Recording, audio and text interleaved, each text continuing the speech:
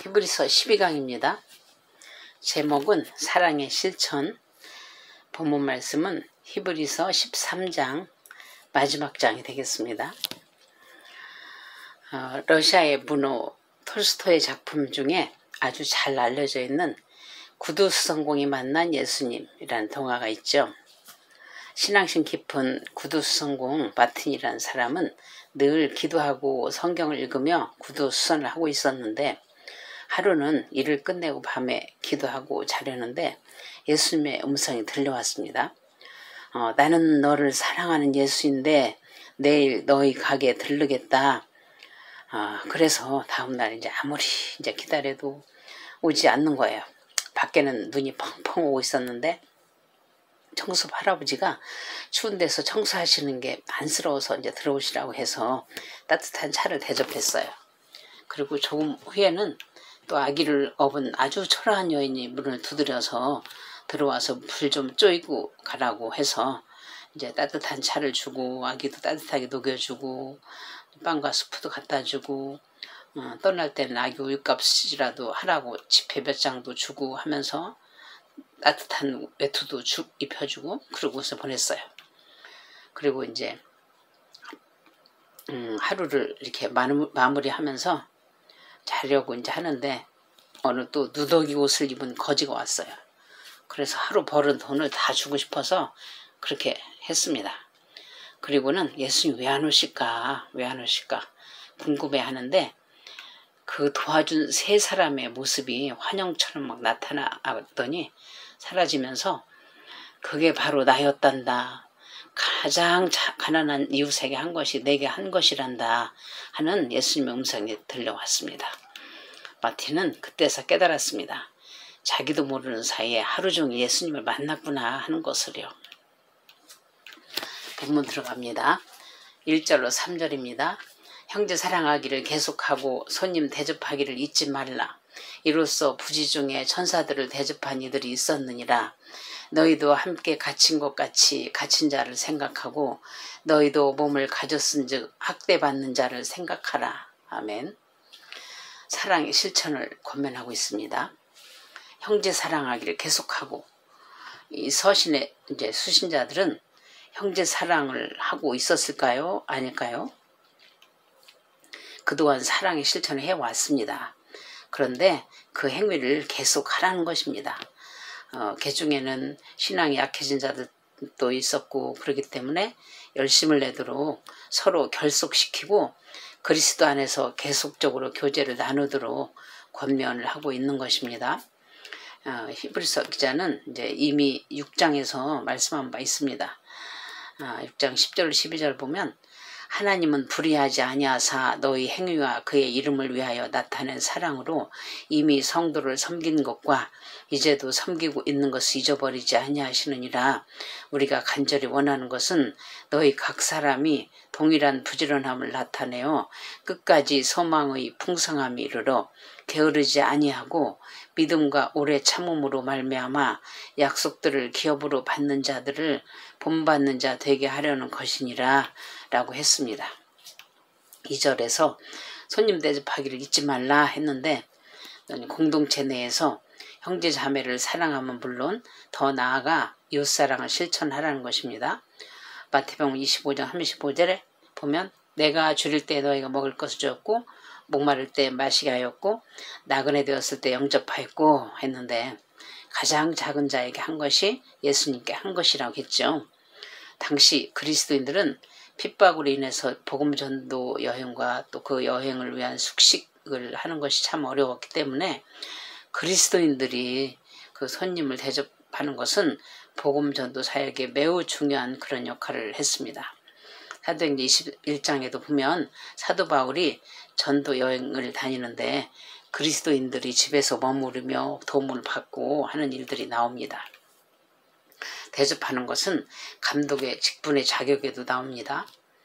한 군데만 찾아보면 디모데전서 3장 2절에 그러므로 감독은 책망할 것이 없으며 한 아내의 남편이 되며 절제하며 신중하며 단정하며 나그네를 대접하며 가르치기를 잘하며 라고 했습니다. 아브라함도 부지 중에 세 사람을 대접했는데 세 손님은 이삭의 출생에 대해 예언하러 온 천사들이었죠. 3절에서 너희도 함께 갇힌 것 같이 갇힌 자를 생각하고 했는데 이제 그야말로 이웃을 내 몸처럼 사랑하라는 것이죠. 이웃사랑을 더 이제 확대하고 있죠. 너희도 몸을 가졌은즉 이런 구절은 참 깊은 의미를 담고 있습니다. 구체적으로 피부에 와 닿는 표현을 하고 있습니다. 몸을 가진 사람이라면 학대받는 사람을 볼 때 마음이 괴롭습니다. 그게 내 피부치면 더욱 그렇죠. 그래서 한 피바다 한 몸 이룬 형제 자매인 그리스도인이 감옥에 갇히면 내 몸처럼 돌보게 되는 것인데 그 당시엔 갇힌 자들은 아주 혹독한 대우를 받았습니다. 그래서 음식이나 의복 같은 것도 밖에서 그 가족이나 친구들이 도와주지 않으면 감옥에서 굶주려 죽어야만 했습니다. 그리고 갇힌 자들을 도와주면 똑같은 취급을 받을 그런 위험이 있었습니다. 그런데도 저자는 자신이 갇힌 것처럼 생각하면서 도와주라고 합니다. 같은 몸을 가졌기 때문에 똑같은 인간이어도 같은 몸이지만 같은 그리스도인으로서의 같은 몸을 가졌기에 그 자신이 겪는 것 같은 마음으로 그렇게 도왔던 거죠.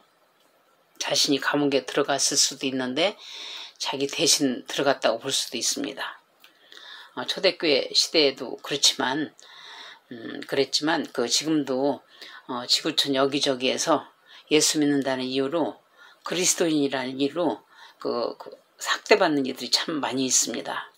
그야말로 순교의 각오로 국가의 모든 혜택을 박탈당하고 그리스도인이 되어 살아가는 사람들은 같은 지체로서 그리스도인들이 후원해 주는 걸로 연명을 하는 데까지 하다가 잡혀서 감옥에 가기도 하고 순교로 인생을 마감을 하는 이들이 많이 있습니다. 몸을 가졌다면 학대받는 자들을 생각하십시오. 4절입니다. 모든 사람은 결혼을 귀히 여기고 침소를 더럽히지 않게 하라. 음행하는 자들과 간음하는 자들을 하나님이 심판하시리라. 아멘. 간음하지 말라는 것입니다. 세상법은 간통죄를 폐지했을지라도 음행하는 자, 간음하는 자들은 하나님 미워하십니다. 그것은 하나님께서 거룩하게 제정하신 결혼을 욕되게 하는 것이며 또 하나님을 모독하는 행위입니다. 음행은 우상숭배와 깊은 관련이 있는데 이방신을 섬기는 자들은 신전에 장기를 두고 의식적으로 음행을 저질렀습니다. 그리스도인은 그리스도의 신부죠. 그리스도와 결혼한 신부입니다. 5절 6절입니다. 돈을 사랑하지 말고 있는 바를 족한 줄로 알라. 그가 친히 말씀하시기를 내가 결코 너희를 버리지 아니하고 너희를 떠나지 아니하리라 하셨느니라. 그러므로 우리가 담대히 말하되 주는 나를 돕는 이시니 내가 무서워하지 아니하겠노라. 사람이 내게 어찌하리요 하노라. 돈이 악한 것이 아닙니다. 돈을 많이 버는 것이 문제가 아니라 돈에 대한 탐욕을 품게 되면 오직 자신의 욕망만을 채우며 마음의 두 주인을 섬기게 합니다. 그래서 결국 하나님에게서 멀어지게 만들고 또 범죄하게 만든다는 것을 예수님도 복음서에서 말씀하시고 사도 바울도 디모데전서 6장에서 말씀을 합니다. 7절 9절입니다. 하나님의 말씀을 너에게 일러주고 너희를 인도하던 자들을 생각하며 그들의 행실의 결말을 주의하여 보고 그들의 믿음을 본받으라. 예수 그리스도는 어제나 오늘이나 영원토록 동일하시니라. 여러 가지 다른 교훈에 끌리지 말라. 마음은 은혜로서 굳게 함이 아름답고 음식으로서 할 것이 아니니 음식으로 말미암아 행한 자는 유익을 얻지 못하였느니라. 아멘. 그리스도인은 하나님의 구속사에게 관한 메시지를 전달해주는 지도자들을 기억하고 더불어 그들의 신앙을 이제 본받아야 합니다. 9절에 다른 교훈에 끌리지 말라고 했는데 히브리서 수신자 공동체에 하나님 말씀을 이상한 가르침으로 바꾸려고 하는 자들이 있었기 때문에 이런 말씀을 하는 겁니다. 거짓된 다른 교훈을 전하는 자들은 음식을 통한 의식이나 규례에 의해서 온전해지고 유익을 얻을 수 있다고 주장을 했는데 히브리서 9장 10절을 다시 보면 이런 것은 먹고 마시는 것과 여러 가지 씻는 것과 함께 육체의 예법일 뿐이며 개혁할 때까지 맡겨둔 것이니라 라고 했습니다. 육체의 예법은 실체이신 예수 그리스도께서 오셔서 대속사역을 이루실 때까지만 그렇게 했다는 것입니다. 다른 교훈을 전하는 자들은 그냥 SNF나 혼합주의적인 그런 영지주의일 수도 있는데 그들의 열매를 보아도 알 수 있으니까 7절에서 말씀한 것처럼 그들의 행실의 결말을 주의하여 보면 이제 믿음을 본받을지 아닐지 분별을 하고 이제 본받으라는 것입니다. 10절에 13절입니다.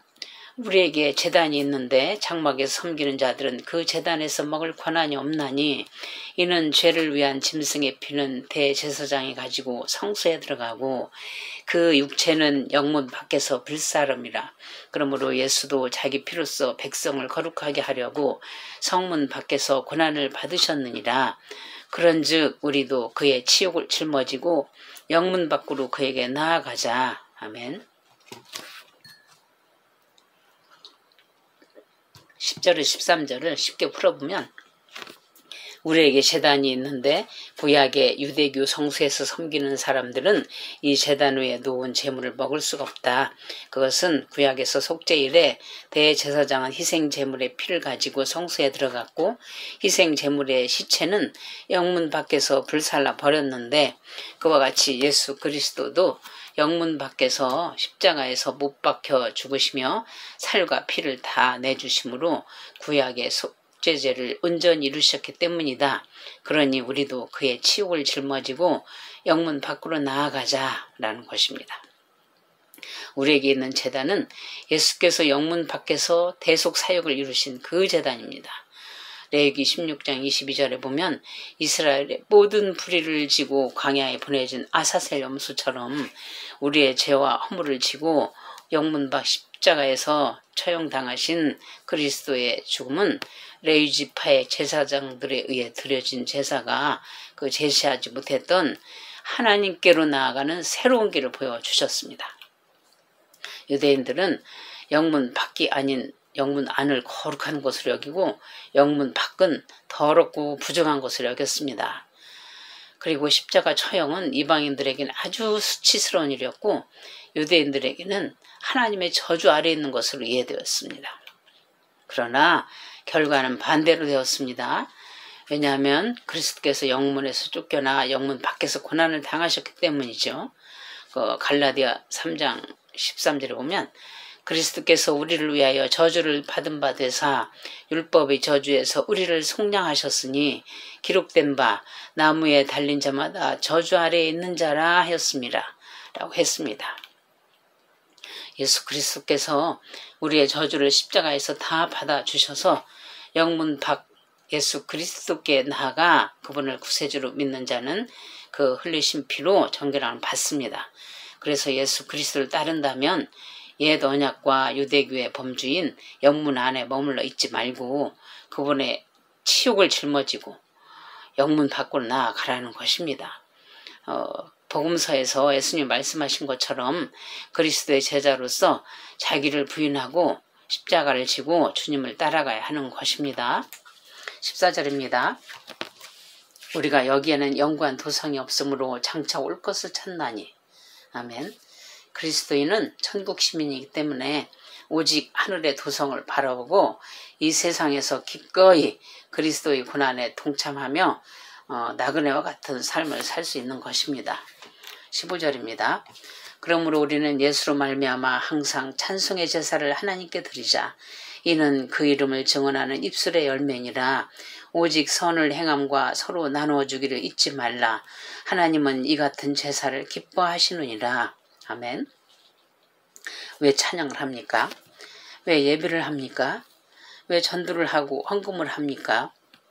실체로 오신 그리스도에 의해 온전한 희생제사가 단번에 드려졌기 때문에 우리 그리스도인들이 드려야 할 제사는 감사함으로 드리는 제사죠. 찬양이죠.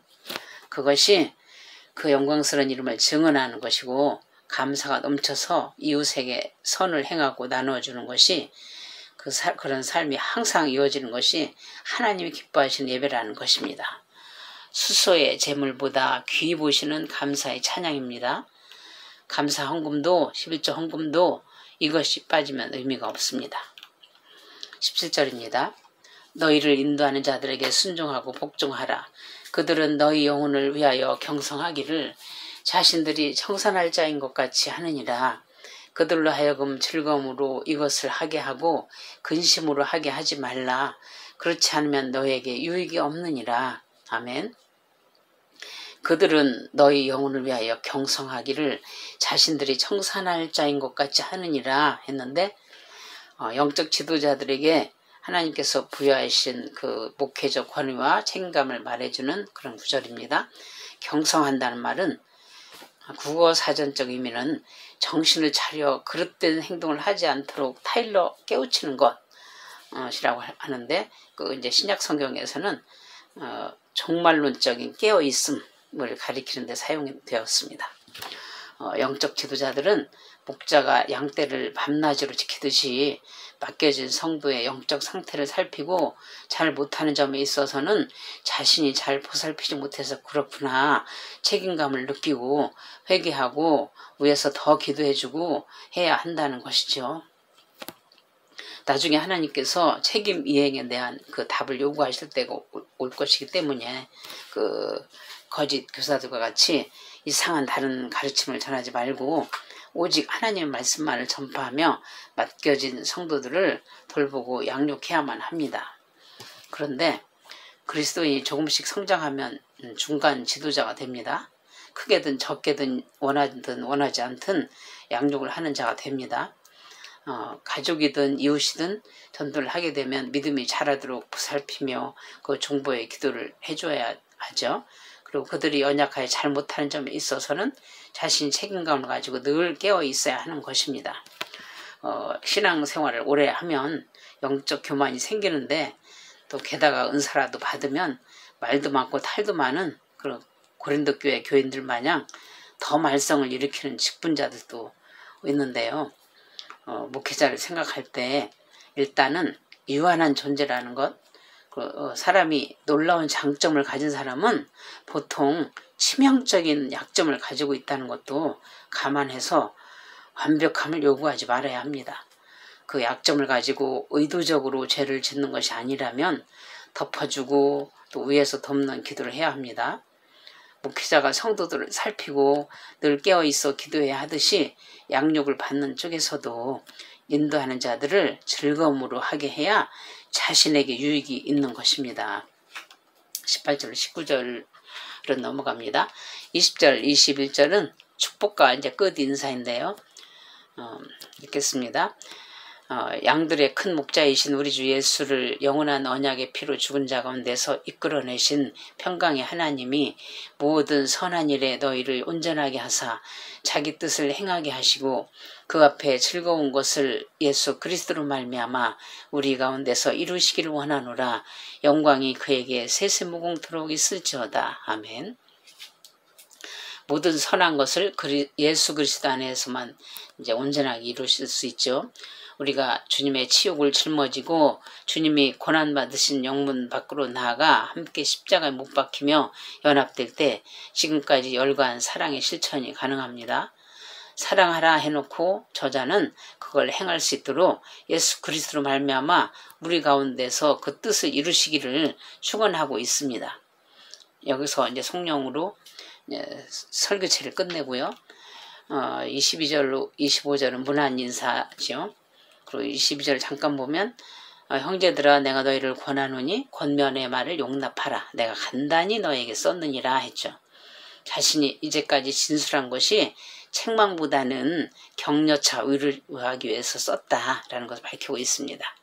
그리고 간단히 썼느니라 이런 표현은 지금까지 쓴 히브리서 서신 전체를 13장이나 써놓고도 간단히 썼다고 했는데 이런 표현은 유대 문서나 그 초기 그리스도의 문서에서 공손함을 나타내는 그 문학적인 표현입니다. 그리고 23절에 나오는 디모데는 바울의 동역자였지요. 디모데를 우리 형제라고 부른 것은 디모데가 수신자들에게도 매우 잘 알려져 있고 서로 교제가 있었다는 것을 짐작할 수 있습니다. 오늘 12강 13장을 요약하면 항상 이웃사랑하기를 내 몸과 같이 하라. 여러 가지 다른 교훈에 빠지지 말고 하나님 말씀을 가르쳐주고 인도하는 자들을 생각하고 본받으라. 그 음식 먹는 규례가 정결케 하는 것이 아니다. 구약에서 속죄일의 대제사장은 희생제물의 피를 가지고 성소에 들어갔고 희생제물의 시체는 영문 밖에서 불살라 버렸는데 예수께서도 자기의 피로 백성을 거룩하게 하시려고 성문 밖에서 고난을 받으셨다. 그러니 우리도 그의 치욕을 짊어지고 영문 밖으로 나아가자. 예수로 말미암아 항상 찬송의 제사를 하나님께 드리자 라는 것입니다. 히브리서 전체적인 내용을 간단히 보면 예수 그리스도는 이제 어떤 분이신가를 구약 인물들과 비교하여 월등한 분이고 실체로 오셔서 진정한 대제사장이 되셨음을 이제 변증을 했고요. 그리고 10장 이제 후반부부터는 그래서 수신자들 우리 그리스도인들은 어떻게 살아야 할 것인가 하는 실천적인 면을 다루었는데 인내와 소망을 가지고 믿음을 가지고 사랑으로 살아야 할 것을 강조했습니다.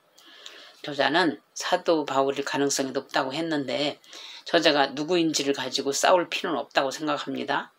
성령께서 정경으로 들어가도록 하셔서 성령의 감동으로 쓰여진 말씀이기에 우리가 영생을 얻기에 유익한 서신이라는 것. 2000년이 지난 오늘날의 그리스도인들에게도 동일한 적용이 되는 어제나 오늘이나 영원토록 변함없으신 진리의 말씀이라는 것이 중요한 것입니다. 13장이나 되는 그 짧지 않은 본문을 가지고 12강에 구겨 넣으며 하느라고 매 강의마다 짧게 할 수는 없었습니다. 우리 각자 다가오는 은혜는 조금씩 다르더라도 메시지는 하나입니다. 그림자가 아닌 실체를 붙들어야 한다는 것입니다. 이스라엘의 불의를 지고 광야로 보내진 구약의 아사셀 염소처럼 예수 그리스도는 우리의 죄와 허물을 지고 영문 밖 십자가에서 죽으셔서 하나님께로 나아가는 새로운 길을 보여주셨습니다. 새롭고 산 길이 되셨습니다. 우리의 대제사장이 되셨습니다. 우리도 영문 안에 머물러 있지 말고 그 길을 따라가야 합니다. 종교생활에 안주하지 말고 과거에 머물러 있지 말고 제자로서 자기를 부인하고 십자가를 지고 주님을 따라가야 한다는 것입니다. 세상은 우리가 그리스도인답게 살아갈 때 칭찬하는 사람도 있고 손가락질하고 미워하고 하는 사람도 있을 것입니다. 그러나 예수 그리스도께 소망을 두고 인내하십시오. 믿음으로 달아오르십시오. 믿음이 능력입니다. 하나님과 이웃을 사랑하십시오. 사랑하는 것이 능력입니다. 그렇게 감사함으로 항상 하나님을 찬양하며 하나님이 기뻐하시는 예배의 삶이 되시길 예수 그리스도의 이름으로 축원합니다. 아멘.